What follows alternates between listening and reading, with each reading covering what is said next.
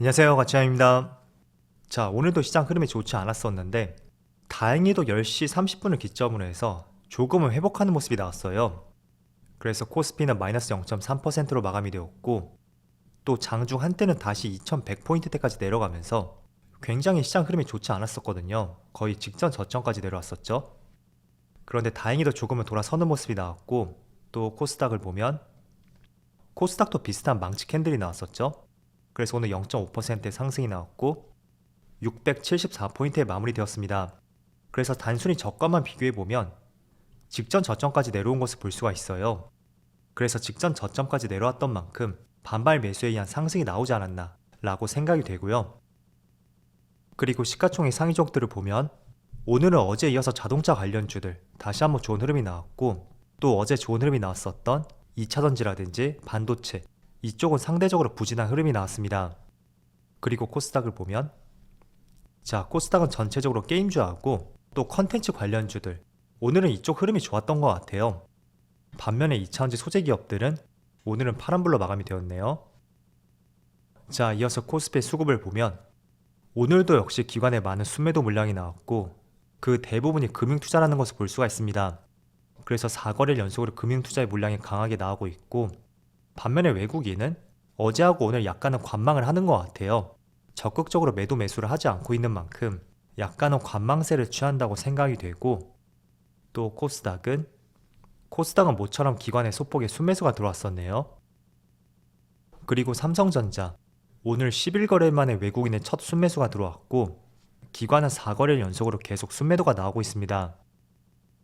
그리고 어제하고 오늘 좋은 흐름이 나오고 있는 현대차, 어제는 외국인의 많은 순매수가 들어왔었는데 오늘은 또 소폭의 순매도가 나왔었네요. 그래도 어제부터 연기금의 순매수가 들어오는 것 같아요. 그래서 단발적인 매수세인지 아니면 계속 들어올 수 있는지 이 부분도 같이 한번 체크를 해봐야 될 것 같고요. 그리고 기아를 살펴보면 기아는 오늘도 외국인의 순매수가 들어왔고 기관도 같이 매수세를 보여주었습니다. 그리고 삼성 SDI, 이 종목은 오늘 외국인의 순매수가 들어왔고 생각보다 많은 순매수가 들어왔었네요. 반면에 또 기관은 많은 순매도가 나왔습니다. 자, 이어서 주차별 매매 동향에 대해서 살펴보도록 하겠습니다. 1월 3일 외국인이 가장 많이 매수한 종목은 삼성전자, 삼성 SDI, 고려아연, 삼성전기, 카카오, 이렇게 순서대로 매수를 했고, 그리고 기관은 SK하이닉스, 삼성전기, LG이노텍, 그리고 그 외 ETF 종목들을 많이 매수했었네요. 자, 이어서 해외 증시를 보면 전날은 미국 증시가 휴장이었어요. 그래서 아시아 증시를 보면 중국 증시는 0.5%의 상승이 나오고 있고, 대만도 0.4%, 그리고 일본 니케이는 오늘도 휴장인 것 같더라고요. 가장 최근이 12월 30일이죠. 자, 그래서 전반적으로 대만하고 중국 증시를 보면 오늘 시장은 그렇게 나쁘진 않은 것 같아요. 반면에 코스피는 중국 증시가 개장하고 나서 계속 상승 흐름이 이어지고 있고, 그리고 코스닥은 이것도 마찬가지로 10시 30분을 기점으로 해서 정말 오랜만에 빨간불이 들어오고 있습니다. 자, 그리고 이틀 만에 개장했던 미국의 나스닥 선물지수를 보면 이것도 흐름이 그렇게 나쁘진 않아요. 그래서 아무래도 코스피가 지금 약보합이 나오고 있지만 전체적으로 오늘까지 금융투자의 물량이 나오는 것 같다고 생각이 되고, 그리고 만약에 오늘이 끝무렵이 된다면 어쩌면 오늘부터 외국인의 매수세가 들어올 가능성도 있습니다. 자, 이거는 우리가 조금은 추측을 해볼 수 있는 것이 코스피죠. 자, 누가 봐도 12월 21일부터 27일까지 금융투자의 단기성 물량이 크게 들어온 것을 볼 수가 있습니다. 자, 그럼 당연히 배당 기준일이 끝나고 나서 금융투자의 물량이 나올 수 있다는 것을 우리가 예상을 해볼 수가 있잖아요. 그래서 제가 12월 28일부터 기관의 매도 물량이 크게 나올 수 있다고 말씀을 드렸었고, 그런 시점에서 굳이 외국인이 섣불리 매수할 이유도 없다고 저는 생각이 돼요. 그래서 5거래일 동안 매수세가 들어왔었고, 규모를 비교해봐도 들어온 물량이 거의 다 나갔다고 볼 수 있고, 그런 시점에서는 이제부터는 외국인의 매수가 들어올 가능성도 있다, 그렇게 생각을 해볼 수가 있습니다. 그래서 오늘까지는 그렇다고 치고 내일부터 외국인의 매수세가 어떻게 변화하는지 그걸 참조해 보시고요. 자, 그리고 환율 차트 오랜만에 한번 살펴볼게요. 지난 10월 당시만 하더라도 원달러 환율이 1450원까지 올라갔었고, 그게 한번 꺾이고 나니까 계속 하락세로 연결이 되고 있어요. 그래서 연초에는 1265원을 형성하고 있고 거의 200원 가까이 빠졌다고 볼 수 있습니다. 자, 그런데 2023년은 경기 침체가 올 것이고 작년보다 기업들의 실적이 좋지 않을 것이다. 그런 전망이 훨씬 많은 시장이에요. 그렇지만 주가의 움직임에 있어서는 단순히 실적 하나만으로 주가의 움직임을 예측할 수는 없습니다. 항상 여러 가지 근거 지표들이 있고 또 지금의 주가 위치가 어디인지에 따라서 똑같은 재료를 달리 해석할 수가 있거든요.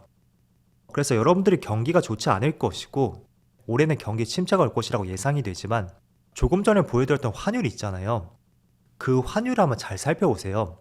이 자료도 제가 상당히 많이 보여드렸었는데 지금 보시는 것처럼 환율하고 코스피 지수는 늘 그래왔듯이 반비례 관계를 보여주었습니다. 자, 그래서 최소한 2023년에 작년만큼의 환율의 상승이 나오지 않는다면 그런 박스권을 그린다던가 하락하는 경우 이 두 가지밖에 없겠죠. 그래서 과거 20년 동안의 데이터를 보더라도 환율이 하락할 때는 지수는 상승이 나왔었고 이때도 마찬가지였고요. 또 이때도 마찬가지였죠.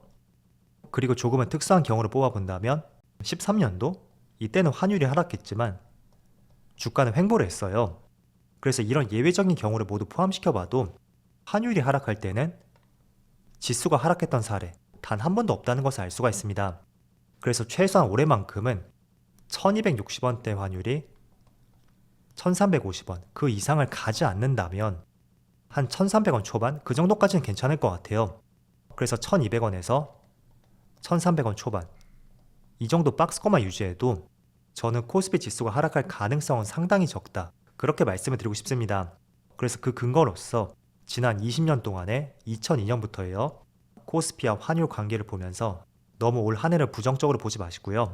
지금처럼 환율이 점점 안정화를 찾는다면 대체적으로 주가는 상승이 나왔지만 정말 보수적인 경우를 보더라도 주가는 횡보를 했었다. 그 점을 생각해 보신다면 올 한 해의 방향성을 잘 그려볼 수 있을 거라고 말씀을 드릴게요. 자, 추가적으로 몇 가지 재료를 살펴볼게요. 어제 중국발 입국자에 대한 PCR 검사가 진행이 되었고 또 단기 비자 발급이 중단되었다는 기사가 나왔습니다. 그래서 감기약 관련주의 강세가 나왔었고 리오프닝 관련주가 약세 흐름이 나왔어요.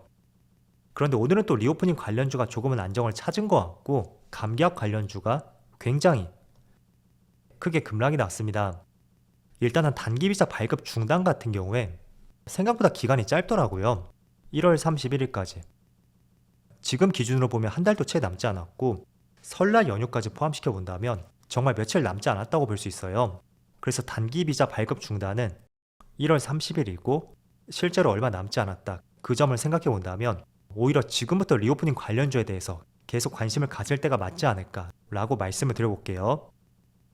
자, 오늘 오전장에 특히 9시에서 10시 중국 시장이 개장하기 직전에 기술주의 약세가 굉장히 두드러졌어요. 특히 하이닉스는 3% 이상의 급락이 나왔었고 또 2차전지 관련주들 이 종목들의 흐름도 상당히 좋지 못했습니다. 일단 어제 발표되었었던 테슬라의 작년 4분기 자동차 인도량이 월가의 예상치 하회했다는 소식이 나왔고 그런 부분이 전반적으로 테크주들 그쪽에 부정적인 기운을 불어넣었던 것 같아요. 그렇지만 중국 증시 개장과 함께 빠르게 회복이 되었다고 생각이 되고 어쨌든 올 한 해의 경기 침체를 지울 수 있는 것은 저는 중국의 역할이 정말 중요하다 그렇게 보고 있어요. 그래서 국내 정부에서도 중국의 입국 제한도 오래 가져가지 않을 거라고 생각이 돼요. 그래서 그런 부분도 있고 이번 주에 제가 내용을 하나 추가했는데 금요일에 삼성전자하고 LG전자의 잠정 실적 발표가 있습니다. 우선 삼성전자의 컨센서스를 보면 전년 동기와 비교했을 때 매출은 4% 줄어들 것이고 크게 줄진 않았죠. 그렇지만 영업이익에서 무려 48% 급감을 예상하고 있습니다. 일단 이런 부분은 충분히 실적에 반영이 되었다고 보시면 되고요. 그렇지만 한 가지 중요하게 봐야 되는 것은 아마 금요일이 잠정 실적 발표이기 때문에 향후 가이던스 발표에 대해서는 나오지 않을 거예요. 그렇지만 추가적으로 부연 설명이라든지 어떤 삼성전자만의 코멘트 그런 것들은 나올 가능성이 있는데 어떤 내용이 추가적으로 나올 수 있는지 그걸 한번 지켜봐야 될 것 같고 그렇지만 이 부정적인 실적은 저는 충분히 주가에 녹아들었다 그렇게 판단하고 있습니다.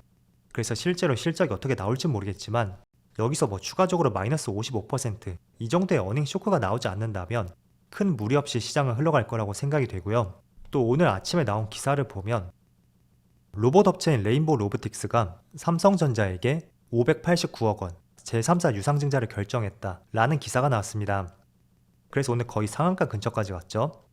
자, 일단 유상증자 같은 경우에는 일반적으로 시장의 악재로 작용이 돼요. 그런데 제3자, 특정 단체를 통한 유상증자를 결정할 때에는 오히려 호재로 작용하는 경우가 상당히 많습니다. 거의 95% 호재로 작용하죠. 그래서 삼성전자에서 레인보우 로보틱스에 지분 투자를 했다고 볼 수 있고, 이거는 로봇 사업이 삼성전자에 있어서 차세대 먹거리가 될 수 있다는 것을 확인시켜주는 사례라고 볼 수 있습니다. 그래서 앞으로 삼성전자의 미래 먹거리에는 로봇 사업이 포함이 될 것이고, 이런 것들이 장기적으로 삼성전자의 주가를 끌어올릴 수 있는 하나의 중요한 모멘텀이 될 수 있다고 보고 있습니다. 그래서 방향성을 정해 주었어요. 이 부분 참조해서 보시면 좋을 것 같고, 우선은 이번 주 금요일에 잠정 실적 발표를 주목해보자, 그렇게 말씀드릴게요. 자, 오늘도 시장이 그렇게 썩 좋진 않았지만 그래도 많은 종목들이 조금은 돌아서는 모습이 나왔어요. 때문에 내일은 조금 더 나아질 수 있는 흐름이 나올 수 있기를 한번 기대해 보겠습니다. 자, 그럼 오늘 영상 여기서 마치도록 하고요. 언제나 여러분들의 성공 투자를 기원하도록 하겠습니다. 감사합니다.